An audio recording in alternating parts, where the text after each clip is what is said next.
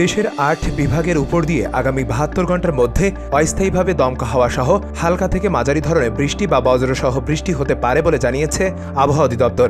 আজ সকাল ৯টা থেকে আগামী ৭২ ঘন্টার পূর্বাভাসে বলা হয়েছে, রংপুর, রাজশাহী, ঢাকা, ময়মনসিংহ, খুলনা, বরিশাল, চট্টগ্রাম ও সিলেট বিভাগের অধিকাংশ জায়গায় অস্থায়ীভাবে দমকা হাওয়া সহ হালকা থেকে মাঝারি ধরনের বৃষ্টি বা বজ্রসহ বৃষ্টি হতে পারে। সেই সঙ্গে দেশের কোথাও কোথাও মাঝারি ধরনের ভারী থেকে অতি ভারী বর্ষণ হতে পারে। সারা দেশে দিন ও রাতের তাপমাত্রা প্রায় অপরিবর্তিত থাকতে পারে বলে জানিয়েছে আবহাওয়া অধিদপ্তর। আগামী ১ জুলাই রংপুর, রাজশাহী, ঢাকা, ময়মনসিংহ, খুলনা, বরিশাল, চট্টগ্রাম ও সিলেট বিভাগের অধিকাংশ জায়গায় অস্থায়ীভাবে দমকা হাওয়া সহ হালকা থেকে মাঝারি ধরনের বৃষ্টি বা বজ্রসহ বৃষ্টি হতে পারে। সেই সঙ্গে দেশের কোথাও কোথাও মাঝারি ধরনের ভারী থেকে অতি ভারী বর্ষণ হতে পারে। সারা দেশে দিন ও রাতের তাপমাত্রা প্রায় অপরিবর্তিত থাকতে পারে।